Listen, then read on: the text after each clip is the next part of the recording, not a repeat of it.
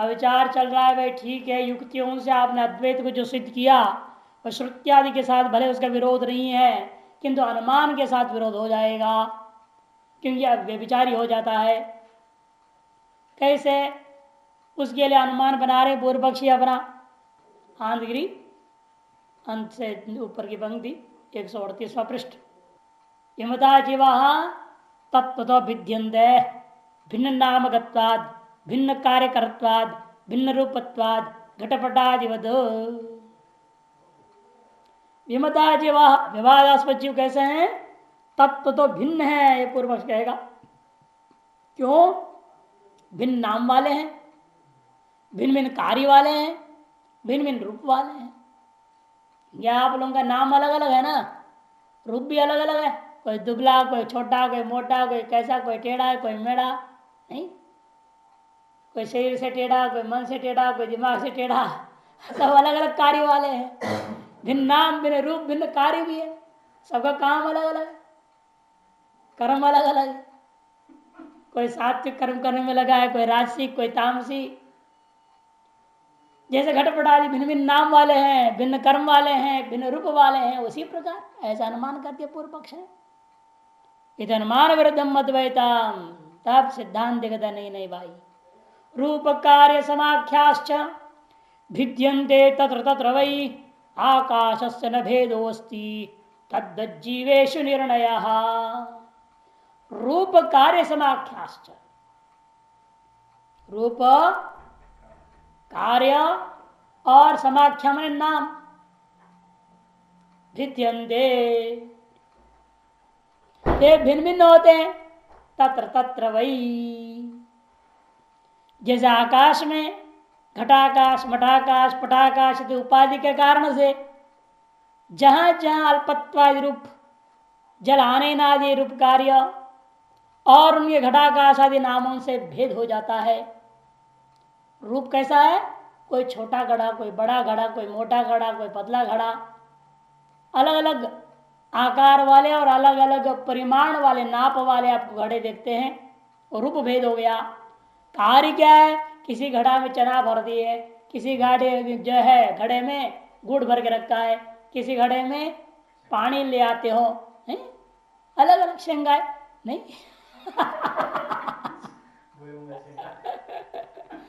भर भर के रख देते हो, अलग अलग आइटम अलग अलग डिब्बों में।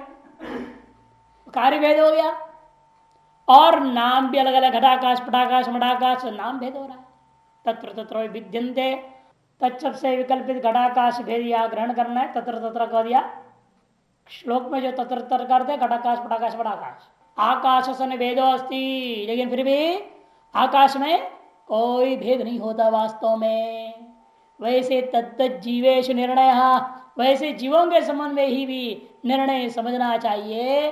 भले नाम रूप कार्य भिन्न भिन्न होते रहे, उसके बावजूद भी ये उपाधि की वजह से भिन्न भिन्न हो रहा है, वास्तव में आत्मा एक है जैसा आकाश। अतएव तुम्हारा अनुमान जमता नहीं, खंडन हो गया। घटाकाशादिशु अनेकांतिकत्वम, क्योंकि आपके जो हेतु है घटाकादि आकाशादि क्या है? अनेकांतिक है।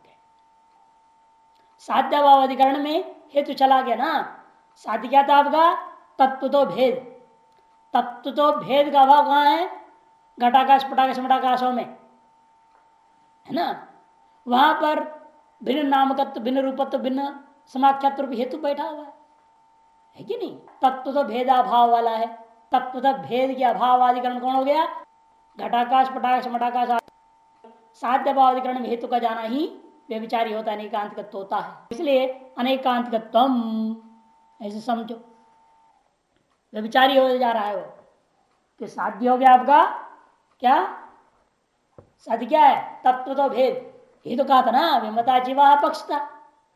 विमता जीवा पक्ष है, तत्व तो विद्यन्ते साध्य था पूर्व पक्ष का अनुमान में। पूर्व पक्ष के अनुमान में तत्व तो भेद साध्य है, उसके अभाव अधिकरण कौन है? घटाकाश, पटाकाश, मटाकाश इत्यादि। इन आकाश में वास्तव में तत्वभेद है क्या? घटाकाश और पटाकाश भिन्न भी नहीं क्या? नहीं है। इसे तत्व तो भेदाभाव अधिकरण से हम घटाकाश, पटाकाश, मटाकाश को ले लेंगे। इनमें आपका हेतु बैठ रहा है भिन्न नामकत्व, भिन्न रूपकत्व, भिन्न कार्यत्व हेतु विद्यमान है। साध्याभाव अधिकरण हेतु का जाना ही हेतु का व्यभिचार है। अब आइए भाष्य में, कथम पुनरात्म भेद निमित्त व्यवहार एक आत्मनि अविद्याकृत उपपद्यते थी। इसे कहते हैं जो व्यवहार आत्मा को भिन्न भिन्न मानने पर होता है वही व्यवहार भला एक हो आत्मा, एक ही आत्मा में अविद्या कारण कैसे संभव होगा। पूरा पूर्व पक्ष प्रश्न है। वह भी अविद्याकृत कैसे उत्पन्न होगा, ऐसे सब जोड़ो। अविद्याकृत कथम उपपद्यते, एक ही आत्मा में अविद्याकृत आत्मभेद निमित्त व्यवहार भी कैसे हो सकता है। भले आप आत्मभेद निमित्त इव व्यवहार, इव शब्द प्रयोग करें ना, इसलिए जो व्यवहार आत्मा को भिन्न भिन्न मानने पर होता है वही व्यवहार भला एक ही आत्मा मानने पर अविद्या के कारण से कैसे हो सकता है, ये प्रश्न है। तो उच्यते, तो सिद्धांत जवाब देता है, यथा यह आकाश है, जिस प्रकार यहाँ आकाश में आप देख रहे हो एक होने पर भी घट करक अपवर्क आदि आकाशानाम अल्पत्व महत्वादि रूपाणी भिद्यन्ते। जैसे आकाश एक होने के बावजूद भी घड़ा, कर्क मने कमंडलू, अपवर्ग मने दीवारों से युक्त मठ आदि से आकाशानाम आकाशों में भेद देखने को मिल रहा है। अल्पत्व है ना, घटाकाश और कमंडलो आकाश में अल्पत्व है, और मठाकाश कैसा है, महत परिमाण वाला है। इत्यादि रूपाणी भिद्यन्ते। तो कार्यम, इसका कार्य भी अलग अलग है। उदक आहरण धारण शयन आदि, जैसे घड़े में आप जल को आहरण कर सकते हो, है ना, कमंडल में भी जल को धारण कर सकते हो, और लेकिन मठ से जल का आनयन होगा क्या, नहीं। किंतु मठ के अंदर सो सकते हो, जो घड़े में नहीं सो सकते आप। घड़े में कोई सो सकता है क्या? हाँ, कॉकरोच सो जाएगा, नहीं, चींटियां सो जाएंगे, लेकिन आदमी तो आपके लायक तो है नहीं, आप सो नहीं सकते, लेकिन आप मठ में सो सकते हैं। इसे कहते हैं आहरण धारण शयन आदि रूप कार्य भी भिद्यन्ते, ऐसा अन्वय कर देना। और समाख्याश्च, और यहाँ एक शब्द बना दिया उन्होंने, दूर दूर छपनी चाहिए चीज, शयन आदि तक कॉमा डाल दिया, अथवा वहां पे कार्य क्या है, उदक आहरण धारण शयनादि भिद्यन्ते के साथ अन्वय। इसी प्रकार समाख्याश्च, नाम भी भिन्न और भिद्यन्ते, क्या, घटाकाश कर्काकाश इत्याद्या। तत्कृताश्च भिन्ना दृश्यन्ते, तत्कृत भेद भी सर्वत्र व्यवहार दिखाई देता है। भले ही आकाश एक है फिर भी आपको ऐसा भेद दिखाई देते हैं। तत्र व्यवहार विषय जगह जगह घटाकाश पटाकाश मठाकाश कर्काकाश इत्यादि व्यवहार के विषय में ऐसा भेद स्पष्ट दिखाई देता है। एक आकाश होने पर भी आपने देखा उनका रूप में भेद है, कार्य में भेद है, संज्ञा नाम में भी भेद है।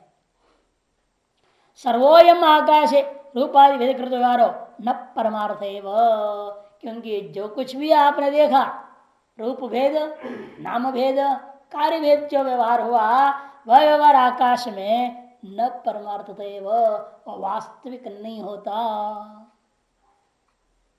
घट से जल का आहरण करना, कर्क में जल का धारण करना, मठ में सोना इत्यादि जो व्यवहार है जो आकाश व वास्तविक नहीं होता। परमार्थतस्तु आकाश से न भेदोस्ति, परमार्थता है क्या, आकाश में कोई भेद नहीं। उसी प्रकार समझ लेना ये शरीर आदि उपाधियों का भेद को लेकर के व्यवहार हो गया। पशु है, ये मनुष्य है, मनुष्य पुरुष है, स्त्री है, नपुंसक है, सब हिजड़ा है, व्यवहार सब हो जाता है। उपाधिकृत भेद को लेकर के न हुआ सारा। किसी का कोई सामर्थ्य, किसी कोई सामर्थ्य, कार्य भेद है, नाम भेद है, रूप भेद है, सब भेद है। ये सब उपाधिकृत ही है, वास्तव में आत्मा में नहीं है। न च आकाश भेद निमित्त व्यवहार अस्ति अंतरेण परोपाधिकृतम द्वारम। यहाँ थोड़ा वाक्य ऐसा टेढ़ा मड़ा लिख दिए भाष्यकार, अन्वय थोड़ा सतर्कता से करनी पड़ती है। पहले लो परोपाधिकृतम द्वारम अंतरेण, दूसरा नंबर मिलना अंतरेण। अंतरेण आकाश वेद निमित्तो व्यवहारो न अस्ति, ऐसा वाक्य बनेगा। अस्ति बीच में है, न शुरू में। परोपाधिकृत द्वारम अंतरेण, अंतरेण मन बिना, परोपाधिकृत द्वार निमित्त के बिना आकाश भेद निमित्तक व्यवहार न अस्ति, नहीं हो सकता। माने उपाधि को छोड़ दो, फिर बताओ आकाश में भेद व्यवहार है नहीं। इसलिए कहते हैं पर मैंने घटपटादि रूपी उपाधिकृत जो है निमित्त के बिना आकाश भेद निमित्त व्यवहार, आकाश निमित्त व्यवहार भी न अस्ति, नहीं हो सकता। घटादि नहीं है तो घटाकाश आदि भी नहीं है, तन्निमित्त व्यवहार में भी भेद नहीं रह जाएगा। घट रूपी निमित्त को लेकर घटाकाश हुआ, घटाकाश रूपी निमित्त को लेकर के व्यवहार हो गया, जल आहरण आदि व्यवहार, ये सब कुछ नहीं रह जाता है यदि आपने उपाधि को छोड़ दिया। यथैतत् तद्वद, जिस प्रकार से दृष्टांत को आपने समझा है ठीक उसी प्रकार से देहोपाधि भेद कृतेषु जीवेषु घटाकाश स्थानीयेषु आत्मसु निरूपणात् कृतो बुद्धिमद्भिर निर्णयो निश्चय इत्यर्थ। जिस प्रकार से ये दृष्टांत आपने समझा उसी प्रकार से देह उपाधि भेदों को निमित्त बना करके ही जीवों में भेद माना गया। जैसे घटाकाश पटाकाश पटाकाश आदि में देखा था आपने, उसी प्रकार जीवों में भी देवदत्त यज्ञदत्त विष्णुदत्त इत्यादि नामों को लेकर के, उनके रूपों को लेकर के, कार्यों को लेकर के निरूपण की आत्मा में भी भेदो निरूपणात् कृता। किनके द्वारा निरूपण कर दिया गया है? बुद्धिमत भी निर्णयो निश्चय कृता। बुद्धिमान जो विद्वान लोग हैं, उपनिषदों के ज्ञाता लोग हैं, उन्होंने इस प्रकार का निर्णय निश्चय किया है। घटाकाश यदि नाम विपक्षत्व भाव आशंक्य परिहरति, घटाकाश आदियों को साध्यवाधिकरण नहीं मानता है पूर्व पक्ष। विपक्ष मैंने साध्य निश्चित साध्यवाधिकरण विपक्ष, संदिग्ध साध्यवान पक्ष, निश्चित साध्यवान सपक्ष, निश्चित साध्य भाववान विपक्ष। और आपने कहा लिया था साध्य भाव को? तात्विक भेदभाव अधिकरण कौन लिया था? घटाकाश पटाकाश पटाकाश को, है ना। इन आकाशों को आपने विपक्ष दिखाया, उसमें हेतु है, विपक्ष में हेतु रहना व्यभिचार है। व्याप्ति का लक्षण क्या कहते हैं? साध्य भाव अधिकरण अवृत्तित्व होना चाहिए व्याप्ति, और साध्य भाव अधिकरण में वृत्ति होना व्यभिचार है। साध्य भाव वृत्तित्व साधारण अनेकांतिक व्यभिचारी है। इसे पूर्व पक्ष कहता है लेकिन आपने जो साध्यवाधिकरण शब्द से घटाकाश पटाकाश मटाकाश लिया था वह ठीक नहीं है, ऐसा आशंका करते हुए कह रहा है ननु इत्यादि से। ननु तत्र परमार्थ कृत घटाकाश से रूप कार्यादि भेदवार। पूर्व पक्ष कहता है महाराज घटाकाश पटाकाश मटाकाश वास्तविक भेद है, काल्पनिक भेद नहीं है, उपाधिकृत भेद नहीं है। वास्तव में घटाकाश उत्पन्न हो जाता है, घट पैदा होते ही घटाकाश पैदा हो गया, घट नष्ट होने से घटाकाश नाश हो गया। वास्तविक उत्पत्ति मानता है पूर्व पक्ष। इसलिए आकाश एक है और वे उपाधिकृत भेद कल्पित है, ऐसा वो नहीं मानता। परमार्थकृत एवं, 4 नंबर टिप्पण है वस्तु स्वरूप प्रयुक्त एवं इत्यर्थ। घटाकाश आदियों में रूप कार्य व्यवहार होता है इति नई तदस्ती, तो सिद्धांत ऐसे मत कहो। हम आपसे पूछते हैं घटाकाश आदि आकाश से विकारो अवयव हुआ, हम उनसे पूछे ठीक है मान लो आपके अनुसार आकाश से घटाकाश उत्पन्न होता है, मैं आपसे पूछूंगा महाआकाश से जो घटाकाश पैदा हुआ वह विकार है कि अवयव है? किस प्रकार से उत्पन्न हुई उत्पत्ति मान रहे हो? अवयव अवयवी भाव से उत्पत्ति मान रहे हो अथवा दूध दही के समान विकार रूपेण उत्पत्ति मानते हो? दो ही प्रकार की उत्पत्ति हो सकती है, विकार्यता और अवयवत्व, दोनों का खंडन करेंगे। घटाकाश महाआकाश का विकार नहीं हो सकता। दूध का विकार जैसे दही हो जाए वैसे महाआकाश से घटाकाश विकार हो गया, ये नहीं कह सकते हो आप।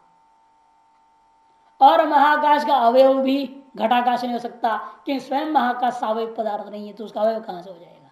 तो दोनों प्रकार से उत्पत्ति का कथन नहीं हो सकता है, अतएव महाआकाश घटाकाश उत्पन्न ही नहीं हुआ है कहना पड़ेगा। देखो टीका में घटाकाशादिर आकाश से विकारो अवयवा इति अंगीकारात् तत्रापि भेद से तात्विकत्वात् न विपक्षता इति श्लोक से व्यावर्त्यम चौद्यम उत्थापयति। उसमें भी भेद की तात्विकत्व स्वीकार करते हो या नहीं ऐसा मान करके यह घटाकाशादियों का महाकाश विकार तो स्वीकार करेंगे अथवा अवैध स्वीकार करने पर भी अवयवी से उसका भेद है या नहीं, घटाकाश आदियों का परस्पर भी भेद है या नहीं, ये सब को मन में रख करके ही यह पूर्व पक्ष की आशंका उठा करके श्लोक के द्वारा इसका जवाब दिया जा रहा है। नाकाशस्य घटाकाश विकारावयवौ यथा नैव आत्मनः सदा जीवो विकारावयवौ तथा। जिस प्रकार से आकाश का विकार घटाकाश नहीं है, आकाश का अवयव भी घटाकाश नहीं है, उसी प्रकार इस आत्मा का विकार जीवात्मा नहीं है, परमात्मा का विकार जीवात्मा नहीं है और परमात्मा का विकार अवयव भी जीवात्मा नहीं है। क्यों? आकाश स्वयं निर्विकार है, निरवय है, अतएव घटाकाश उसका विकारी अवयव नहीं हो सकता। उसी प्रकार परब्रह्म परमात्मा निर्विकार और निरवय है, अतएव उसका विकारी अवयव जीवात्मा नहीं हो सकता। ये सादृश्यता है निर्विकारत्वात् और निरवयत्वात् हेतु। भाष्यकार इसको दे रहे नई तदस्ति, ऐसा आप कल्पना पूर्व पक्ष खंडन करते हुए तो ऐसा नहीं हो सकता। इसमात् परमार्थ आकाश से घटाकाश होना विकार, जिसलिए जो पारमार्थिक सर्वव्यापक एकमेव अद्वितीय जो आकाश है, जो अनौपाधिक महाकाश है, उसका घटाकाश विकार नहीं हो सकता। यथा स्वर्ण से रुचकादि यथा व अपाम फेन बुद्बुदादि बुद्बुद हिमादि ही, हमेशा व्यतिरिक्त दृष्टांत देना पड़ेगा कि निर्विकार के लिए दृष्टांत क्या होगा, हमेशा सविकार वाला दृष्टांत व्यतिरिक्त मुख से देनी पड़ेगी। इसे पक्ष क्या हो गया, घटाकाशादय, घटाकाशादि क्या है, महाकाश का विकार नहीं है, महाकाश विकार न भवितुम अर्हन्ति, महाकाश का विकार वे नहीं हो सकते। क्यों? आकाश निर्विकार रूपत्वात्, आकाश से निर्विकार रूपत्वात्, यन्नयं तन्नयं यथा सुवर्ण से रुचिक कटक कुंडलादय, जो निर्विकार स्वभाव वाला नहीं है वह सविकार कार्य वाला जरूर होता है। जैसे सोना, सोना कैसा है, निर्विकार स्वरूप वाला नहीं है, निर्विकार स्वभाव वाला नहीं है सोना, अर्थात विकार स्वभाव वाला है, इसे उसका जरूर कार्य होता है। जैसे कुंडल आदि हमेशा विकार स्वभाव वाले कारण से ही विकार रूपा कार्य पैदा होते हैं। निर्विकार स्वरूप वाला कारण से कोई निर्विकार रूपा कार्य भी आप उत्पन्न नहीं कर सकते। क्यों? आप स्वयं शब्द से बोल रहे हो, वहां कोई विकार ही नहीं होता, निर्विकार है। इसे दिया देखो, घटाकाशादि आकाशाख्य महाकाशस्य अवयवो न भवति इति व्यतिरेक दृष्टान्तम माह यथा इत्यादि। इसी प्रकार अवयव अविभाव भी नहीं हो सकता, नाप्यवयव यथा वृक्ष शाखादि ही, जैसे वृक्ष का शाखा आदि अवयव होते हैं, वैसे महाकाश का अवयव घटाकाश भी नहीं हो सकता, क्योंकि स्वयं महाकाश निरवय वाला होने से। न तथा आकाश से घटाकाश विकार अवयव यथा तथा नैव आत्मन परस परमार्थतो महाकाश स्थान से घटाकाश स्थानीय जीव सदा सर्वदा यथोक्त दृष्टान्त न विकारो नाप्यवयव।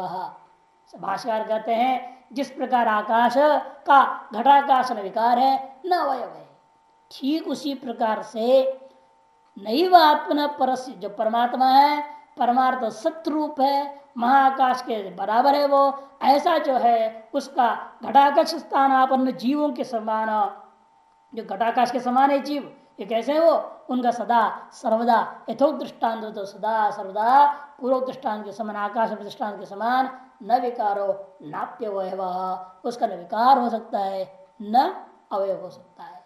न परमात्मा का विकार भी जीवात्मा नहीं, परमात्मा का अवयव भी जीवात्मा नहीं है, ये सिद्ध हो गया।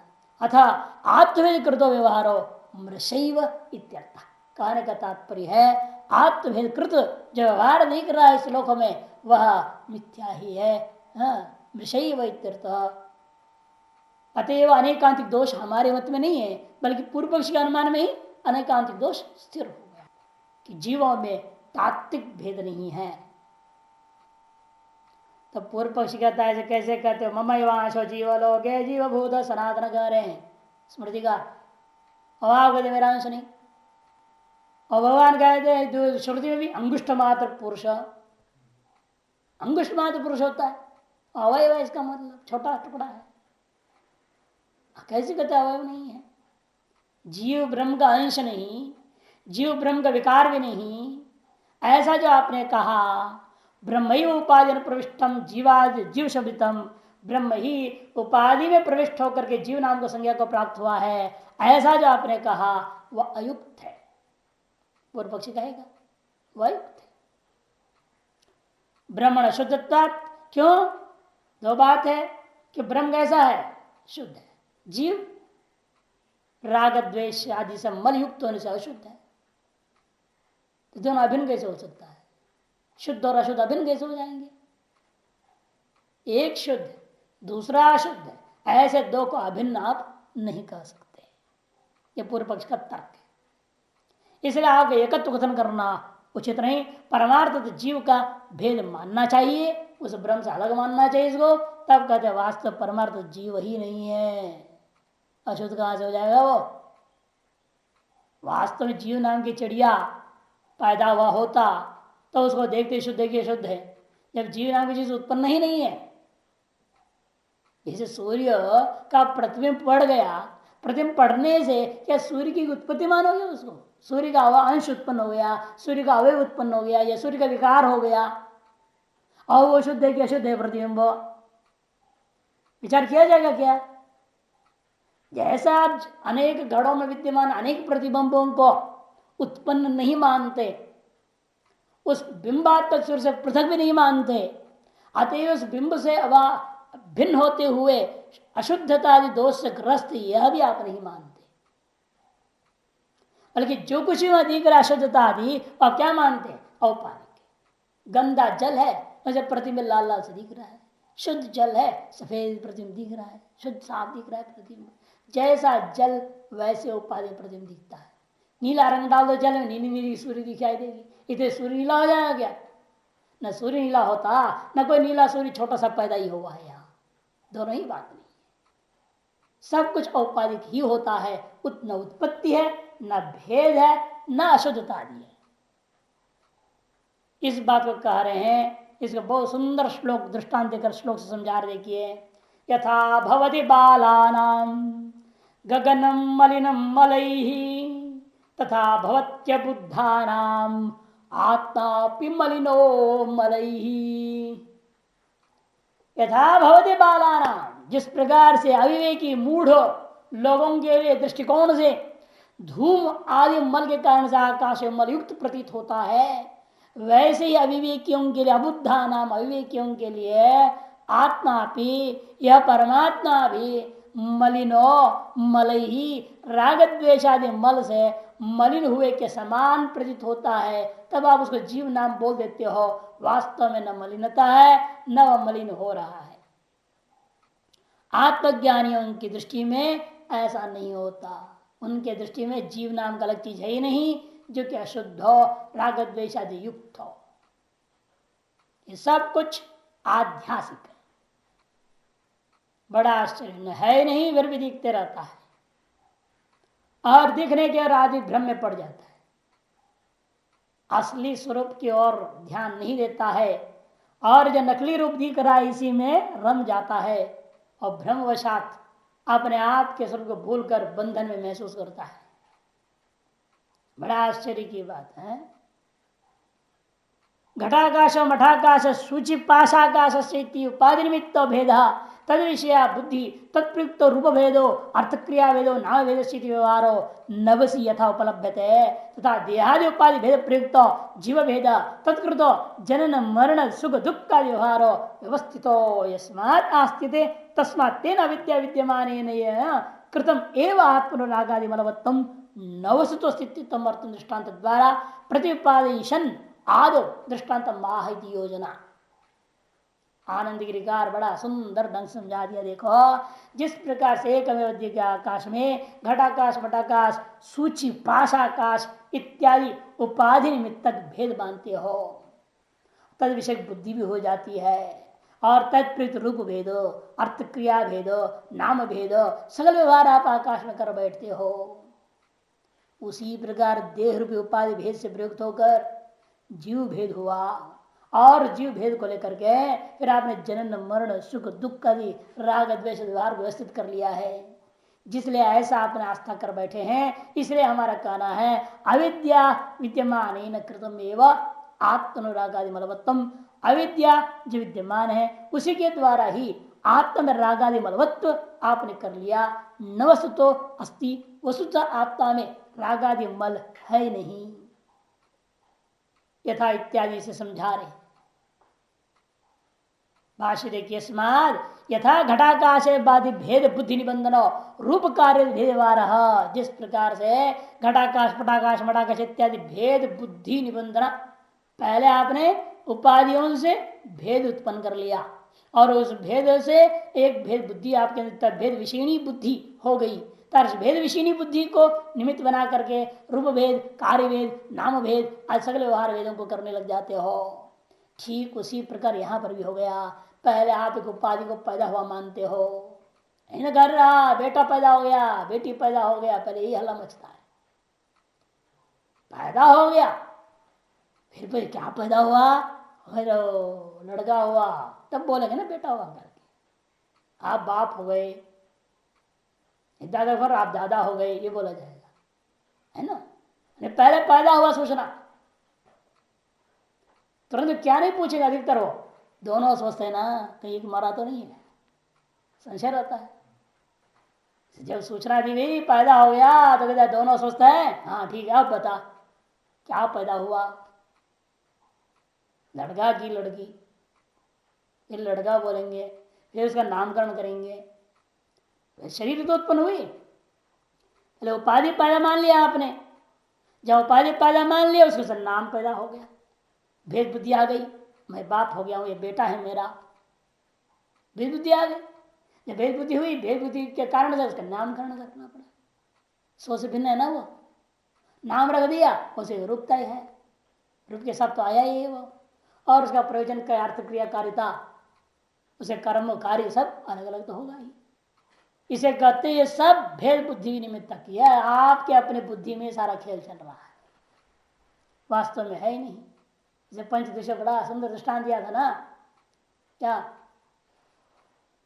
आदमी विदेश में जिंदा है, किसी ने झूठी खबर दे दी वो मर गया, या रोना धोना शुरू हो जाएगा कि बुद्धि में बेटा मर गया। बेटे का मुर्दा दिखने लगता है,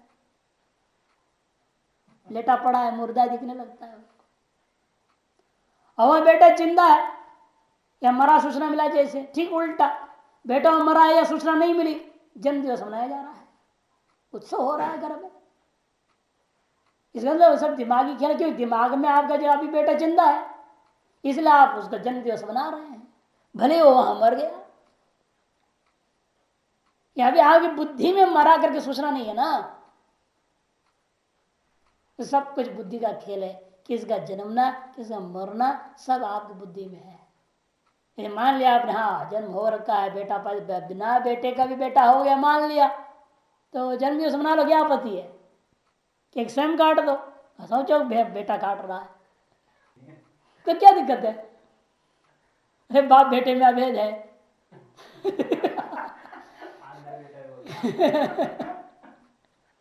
कल्पना तो स्वप्न में क्या कर रहे हो, फिर स्वप्न में तो बेटा का आप ही बने हुए हो, आप ही सारे बन जाते हो, कल्पना कर सारे व्यवहार हो जाता है वहां। इसे कहते हैं रूप कार्य भेदवार था। इसी प्रकार देहादि उपाधि जीव भेद कर दो, देह उपाधि को जीव भेद मान लिया और उस भेद को लेकर जन्म मरण व्यवहार हो। तस्मात् तत्कृतम एव क्लेश कर्म फल मलवत्वम आत्मनो, इसलिए तत्कृतम एव इस प्रकार से उपाधि कृत ही क्लेश कर्म फल मलवत्व सब कुछ आत्मा में आया, न परमार्थतः इत्येतम अर्थम दृष्टांत प्रतिपादिशन, इसी अर्थ को दृष्टांत और प्रतिपादन करने की इच्छा से आह। यथा भवति लोके बालानाम अविवेकी नाम गगनम आकाशम घन रजो धूमादि मलई मलिनम मलवत न गगनम मलवत याथात्म विवेकी नाम। जिस प्रकार लोक में क्या देख रहे हैं, बालानाम मैंने अविवेकी नाम, अविवेकी जो बच्चे होते क्या समझते हैं वो, गगन मैंने आकाश को, घन मैंने बादल, रज मैंने धूल अथवा धुआं आदि मलों से मलिन मान बैठते हैं, मल वाला है ऐसा मान बैठते हैं, है ना। आदि से निहार को लेकर 2 नंबर टिप्पण दिया। कोहरा न गगनम मलवत, वास्तव में गगन मलवत वाला नहीं होता। किनके दृष्टिकोण में, जो आकाश की यथार्थ स्वरूप का विवेक करने की क्षमता रखने वाले जो लोग होते हैं, उनके दृष्टिकोण में आकाश में कभी कोई मल नहीं होता। तथा भवती आत्मा परोपी यो विज्ञाता, उसी प्रकार से यह आत्मा परोपी, यह आत्मा कैसा है, परोपी आत्मा, ऐसा अन्वय कर देना, यह परमात्मा अपी, यह परमात्मा जो शुद्ध ब्रह्म है वह भी अज्ञान तत्कार्य असंसृष्ट, पर का परत्व क्या है, आत्मा में परत्व क्या चीज है, अज्ञान में और उसे कार्य से रहित होना ही उस आत्मा में परत्व है। कौन है वो, यही विज्ञाता है, कोई और नहीं। यो विज्ञाता प्रत्येक क्लेश कर फल मलैर मलिनो, प्रत्येक चैतन्य प्रत्यंग होना चाहिए।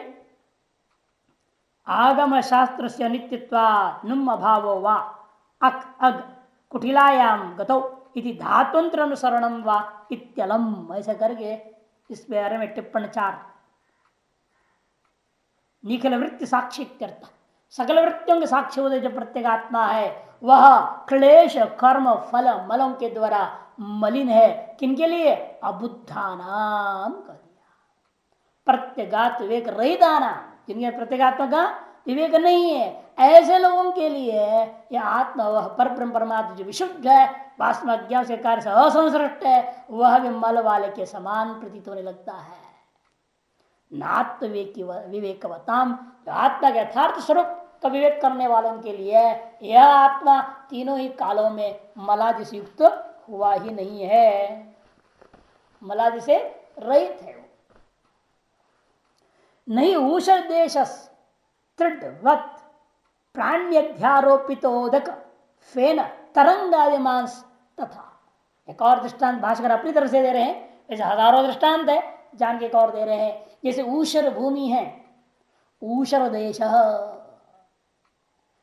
तृडवत प्राणी, तृडवत माने प्यासा, प्यास से युक्त, प्यास वाला जो प्राणी के द्वारा अध्यारोपित है क्या, उदक, जल का अध्यारोप कर दिया, और जल में फेन देख रहा है, तरंग देख रहा है इत्यादि का आरोप करने मात्र से क्या ऊषर भूमि से युक्त हुआ ऊषर देश वास्तव में जल फेन तरंग आदि वाला हो जाएगा, नहीं हो सकता। प्यास वाला आदि प्यासी पुरुष या प्यासी प्राणी हिरण आदि उस ऊषर भूमि युक्त ऊषर देश, ऊषर भूमि अवच्छिन्न जो देश है, उस देश में जल देख रहा है, फेन देख रहा है, बुदबुद देख रहा है, तरंग देख रहा है, उतरे मात्र से वह देश, वह भूमि जल से युक्त नहीं होता, बुदबुद फेन तरंग आदि से युक्त नहीं होता। ठीक उसी प्रकार तथा न आत्मा अबुध आरोपित क्लेश आदि मलेर मलिन भवति तीर्थ, इसी पर आत्मा भी अबुधों के द्वारा, अज्ञानी अविवेकी अविवेकियों के द्वारा आरोपित क्लेश आदि मलों से वह आत्मा मलिन नहीं होता इत्यर्थः, यह इसका तात्पर्य है। अविवेक से आरोपित वस्तु से अधिष्ठान कभी संस्पर्श को प्राप्त भी नहीं करता, है ना। जैसे आपने आरोप कर दिया था रज्जु में सर्प, उत सर्प का स्वरूप से स्वरूप भी संबंध नहीं हुआ, स्वरूप तभी सर्प का संबंध रज्जु के साथ नहीं हुआ, न सर्पगत गुण दोष आदि कोई चीज का भी संबंध नहीं हुआ, कुछ भी संबंध नहीं होता। अध्यारोपित वस्तु से अधिष्ठान का संबंध किसी प्रकार से भी नहीं होता। अतएव अधिष्ठान में आरोपित पदार्थ से वह अधिष्ठान बदा वस्तु मलिन हो जाएगा, ऐसा आप नहीं कह सकते। इन पूर्व पक्षी कहता है महाराज ये कैसा होगा कि व्यवहार में तो ठीक उल्टा देखने को मिलता है। लोग क्या कह रहे हैं, जीव का मरने के अंतर इसके पुण्य के अनुसार स्वर्ग जाएगा, पाप के अनुसार नरक जाएगा। ये धर्म क्या है तो स्वर्ग जाएगा, अधर्म किया है तो नरक जाएगा। धर्म अधर्म समान है तो भोग के द्वारा क्षय होकर पुनः वापस जो है मनुष्य शरीर में आ जाएगा इत्यादि योनि विशेषों में आवागमन का वर्णन आया है श्रुति स्मृति पुराणों में। रमणीय चरणा है ना, कपूय चरणा इत्यादि उपनिषद में भी आया है। यावत भोग स्थित पुनरपि परलोक आय प्रचुदे, और जब तक भोगे तब तक फिर यह लोग परलोक कोई न कोई लोकों में आने जाने वाला बना रहेगा। इस प्रकार इस लोग परलोक का संचरण का रूपी व्यवहार के विरुद्ध आप अद्वैत कथन कर रहे हो। एक द्वितीय अद्वैत ब्रह्म है, फिर ये संचरण व्यवहार कैसे होगा? वो स्वर्ग गया, नरक गया, वहां से लौटा, यहां से लौटा, इधर से उधर उलट पलट हो रहा है। ध्यासमरेश्व मार्ग वर्णन करते हुए आप उत्तरायण मार्ग, दक्षिणायन मार्ग, ध्यासमरेश्व मार्ग, इसे वर्णन क्यों फिर शास्त्रों में? अद्वैत का विरोध है, इसलिए अद्वैत ठीक नहीं है। ये सब संख्या इनकी ज्यादा है, इन श्रुतियों की। सृष्टि दृष्टिवाद श्रुति की संख्या ज्यादा है, दृष्टि सृष्टिवाद की श्रुति की संख्या बहुत कम है। और अजातवाद का तो पूछो ही मत, बहुत ही कम है ना, अत्यंत विरल है। इसी को क्या प्रामाणिक मानना, इसे प्रामाणिक मत मानो। ये आजकल जमाना है बहुसंख्यावादी होंगे ना, बहुसंख्यक होना चाहिए। वोट ज्यादा ज्यादा जो पड़ गया वो जीत गया, चाहे कैसा भी हो। या नहीं, संख्याकृत बहुत ही का कीमत है आज के जमाने में। नहीं देखा जाता है कैसा है, क्या है, क्या नहीं है। न व्यक्ति को देखा जाता है, सब धनी है उसे भी नहीं देखा जाता है उसका धन कहाँ से आया, कैसे आया, कैसे भी लूटा पाटा, जो जैसा भी किया वो कमाया, बहुत बड़ा आदमी, बहुत पैसा वाला है, ये माना जाएगा। हर चीज में ये हालत है। लेकिन एक विचित्रता है, विद्या में तो कोई चोरी नहीं कर सकता। गलत तरीके से कोई विद्या प्राप्त भी करना चाहे और टिक नहीं सकता है। बाकी सारी चीज आप गलत तरीके से कमा सकते हो, हर चीज आप कमा सकते हो। नहीं हो सकता? हाँ हो जाएगा। और क्या, जहाँ सच बोलना हुआ झूठ बोलना, झूठ बोलना सच बोल दिया। पापी पापी नहीं क्यों, जैसे दृष्टांत हम लोगों ने देते हैं ना गाय के बारे में, और जहाँ सच बोलना झूठ बोल दिया कसाई को बचाने के लिए गाय को, तो झूठ बोलने से पुण्य हुआ कि नहीं हुआ? नहीं नहीं, ऐसे नहीं, सर्वत्र ऐसा ही है, सामान्य नियम है। निर्भर होता है प्रकरण के ऊपर, सारा चीज प्रकरण पर निर्भर है। आपका जो आपको लगता है हम सच बोल रहे हैं, लेकिन प्रकरण आपको बताएगा बाद में कि वो सब झूठ था, पाप हो गया उससे। और आप सोच रहे मैं तो झूठ वो कैसे बोलूंगा, इसे मैं नहीं बोलूंगा। आप झूठ नहीं बोले, लेकिन प्रकरणानुसार आप बाद पता चलेगा वो झूठ कईयों को बचा सकता था, काफी गड़बड़ियों को बचा सकता था। लेकिन वह झूठ नहीं बोले, ये पाप हो गया। जहां झूठ बोलना है वह नहीं बोले, पाप है। जहां सच नहीं बोलना है वह सच बोल दे, ये भी पाप है। इसलिए बहुत कठिन है सत्य, इतना सत्य और झूठ की जो विवेक करना अत्यंत कठिन है। इसे गहना कर्मणो गति कह दिया, ये भी कर्म कोटि है ना, सत्य बोलना भी एक कर्म है। इसे भगवान खुद कहते गहना कर्मणो गति, कर्म का निर्णय करना बहुत कठिन है। क्योंकि पता नहीं चलता ना, आज जो हम बोल रहे हैं इस वचन से भविष्य में क्या प्रतिक्रिया होगी। इससे हमसे जो बड़े हैं, गुरु लोग हैं, या हमारे जो बुजुर्ग लोग हैं, पूर्वज हैं, है नहीं, या हमारे जो अध्यापक वर्ग हैं, या समाज का श्रेष्ठ पुरुष लोग हैं, पूज्य लोग हैं, उनका हानि तो नहीं होगा? इतना सोचे कोई बोलता है क्या? बोल देते हैं, फिर बाद परिणाम क्या होता है, उल्टा हो गया तो बड़ा कठिन है ना। इसीलिए निर्णय लेना कौन सा वचन का नतीजा, वचन जो आपने कथन किया है वह सत्य होकर पुण्यदायक है या सत्य होकर पापदायक है, और कौन सा वचन आपके दृष्टिकोण से झूठ है किंतु पुण्यदायक है, अथवा आपके दृष्टिकोण झूठ होता हुआ पापदायक है। निर्णय लेना बड़ा कठिन काम है। तत्काल तो निर्णय हो ही नहीं सकता। आपको लगता तत्काल मैं जो देखा बोला, क्या फर्क पड़ता है? जो सुना हो हमने वहां से वहां बोल दिया, क्या फर्क पड़ा? ठीक ही तो बोल रहा हूं। ऐसा बोलो, लेकिन उसका परिणाम क्या है? मुख्य परिणाम देखा जाता है, नतीजा क्या निकला।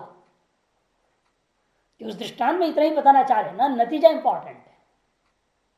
सर क्या देखा वो कहना मुख्य नहीं है, परिणाम मुख्य चीज है। यदि परिणाम अच्छा है तो पुण्य, परिणाम खराब है तो पाप। ये सारी व्यवस्था जब है, आप कैसे अद्वैत कहते हो? पूर्व पक्ष ने जब कहा तो कहते वास्तव जन्म मरण कोई चाहिए नहीं। मरणे संभवे चैव गत्यागमनयोरपि स्थितौ सर्व शरीरेषु आकाशेन्नाविलक्षण। सभी शरीर में आत्मा जन्म संभव मने जन्म उत्पत्ति, मरण गमन, गति मने गमन, आगमनयोरपि और स्थिति काल में घटाकाश के समान ही है, विलक्षण नहीं है, अविलक्षण। आकाशे न अविलक्षण, जैसे घटाकाश है उसी प्रकार से यह जीवात्मा भी है, समझो कोई फर्क नहीं है।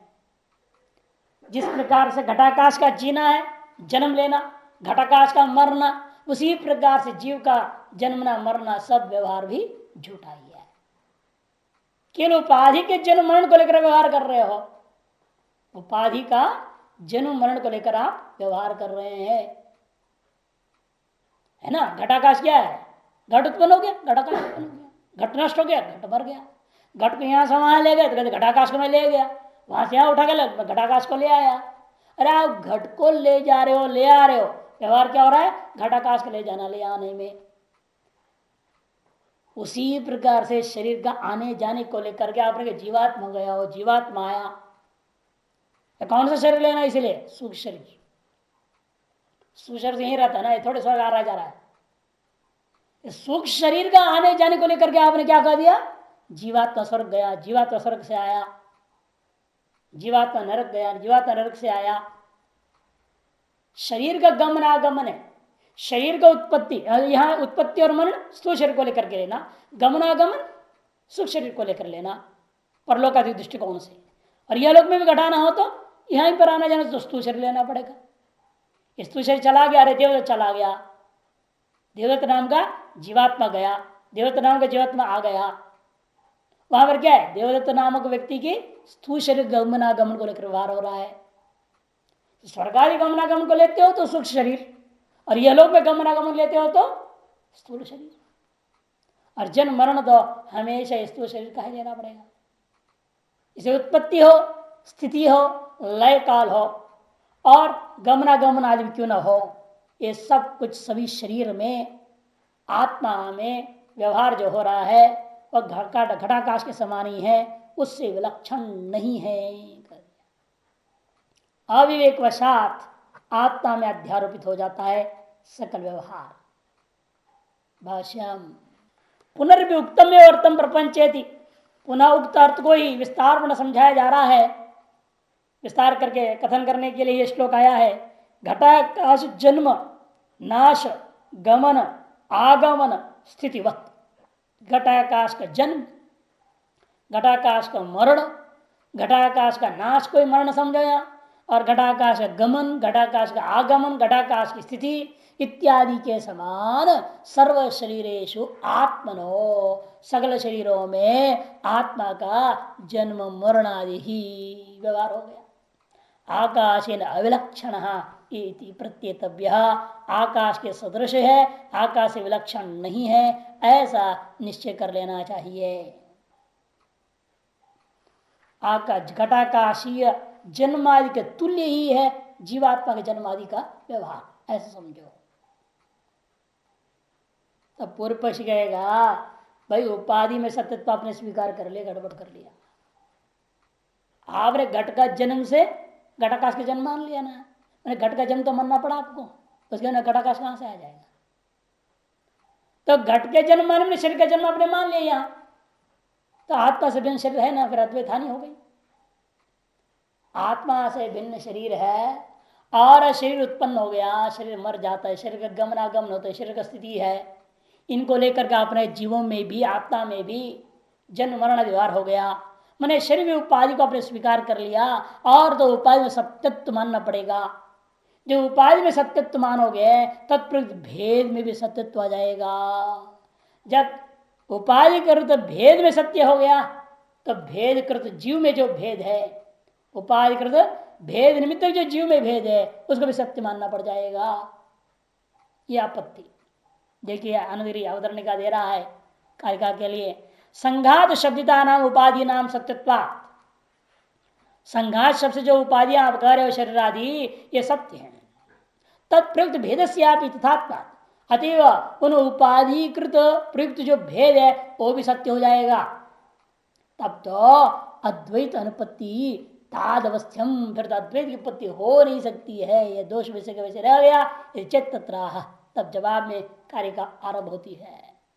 संगाता स्वप्नवत् सर्वे आत्माया विसर्जिता आधिक्ये सर्वसाम्येवा नोपपत्तिर्हि विद्यते। संगाता स्वप्नवत् है ना, दृष्टांत में स्वप्न में आना ही पड़ता है। बहुत सरल है समझने में कि अपनी ही कल्पना से कल्पित तो नहीं, भेद हम बना लेते हैं और अनुभव करके रोज रोज आते जाते ही इस चक्कर में और समझ रहे हैं कि वो सब झूठा हमने बना लिया था, बाद में समझ में आई गई। बस किस दिन पता नहीं ये जागृत भी समझ में आएगा ये भी हमारी कल्पित उठपटांग भेद है ना। कभी अनुकूल कल्पना है कहीं प्रतिकूल कल्पना है, दोनों ही कल्पना अपनी ही है। इसे किसको क्या दोष देना है? दोष किसको नहीं देना है, अपनी कल्पना के साथ अपना ही उस दृश्य का आनंद लेना है। क्या करें, आपने कल्पना कर रखा है उसका आनंद लो। जैसे आप टिकट बुक कर लिए ठंडी के दिन में बेमतलब जाने के, तो ठंड को सहन करो और क्या करोगे? तो जितना भी लेके जाओ सब कुछ तो करना पड़ा, ताम झाम करो और क्या करें। ऐसे यहाँ पर भी है, हम टिकट बुक कर लिए ना, जो कर्म पहले से निश्चय हो चुका प्रारब्ध कर्म हो शरीर का, जो कि अनुकूल प्रतिकूल सबको भोगना ही है, उसको सामना करना है, करो। इसलिए कहते हैं इसमें घबराने वाली कोई बात नहीं। वो जैसा स्वप्न वैसे ये भी स्वप्न समझ लें, तब समस्या हल हो जाएगा। तब न चिंता है न अहंकार है, कोई लफड़ा नहीं आएगा बीच में। मिथ्या दृश्य है, अब कोई समस्या ही नहीं है। संघाता स्वप्नवत् सर्वे, सर्वे संघाता, सभी देहादि संघात, चाहे देवता आदि हो कोई भी शरीर हो, सारे के सारे संघात स्वप्न में दिखने वाले देहादि के समान ही मानना चाहिए। महाराज जैसे कैसे पैदा हो गया ये? आत्माया विसर्जिता, आत्मा की माया से ही रचे हुए, अपनी ही माया से आप रचे हुए हो, अपनी ही अविद्या से जैसे आप रच लेते हो। उस अविद्या में वासनाएं भरी पड़ी है, उन वासनाओं को लेकर अविद्या से आप अपनी ही रचना कर लेते हैं स्वप्न में। उसी प्रकार आत्मा में माया नाम की चीजें, उस माया में दुनिया और वासनाएं रखी पड़ी है, उन वासनाओं को लेकर माया से वह आत्मा स्वयं उसे उत्पन्न करके देख रहा है।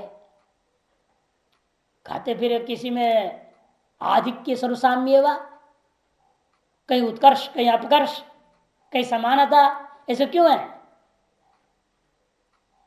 आधिक्य सर्वसाम्य ही विद्यते।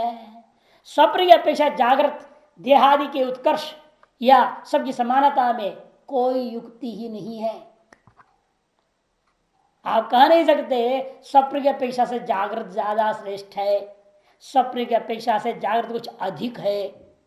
सर्वसाम्य भी नहीं बोल सकते, आदि की भी बोल नहीं सकते। ऐसे बोलने में कोई तर्क आपके पास नहीं है। विसर्जित अर्थ रचित कैसे है? विसर्जित का अर्थ हाँ, रचित कैसे? विशेषेण सृजनम इति विसर्जनम, विशेषेण सर्जन करना, सृजन करना रचना करना, बात वही है ना। सृजन करो का मतलब क्या? रचना करो। सर्ग है ना, और विसर्ग। सर्ग में सामान्य सृष्टि, विशेषेण सर्ग विशेष सृष्टि। माया के द्वारा विशेष रूप में सृजन कर दिया गया है, आत्मा ने ही कर लिया अपनी ही माया से, अपने में ही दिखा रहा और खुद ही देख रहा, खुद परेशान हो रहा है, खुद बंधन में भी चक्कर पड़ गया है ब्रह्मवशात। ये खुद के स्वप्न खुद बंधन में पड़े हुए हैं ना, खुद दुखी है, वहां निकलने का प्रयास करते हैं, बड़ा मुश्किल से निकल गए, तब पता चलता हो सब झूठा ही था। उसी प्रकार यहां भी हाल है बोल रहे हैं। अतः यदि कोई कहता है यह स्वप्न की अपेक्षा से जागृत कुछ अधिक श्रेष्ठ है, उत्कृष्ट है, या सब कुछ समान है इत्यादि कुछ भी कहने में वास्तव में कोई युक्ति आपको नहीं मिल सकता, बल्कि हम कह सकते हैं भाई स्वप्न से अधिक कुछ नहीं है इस जागृत में।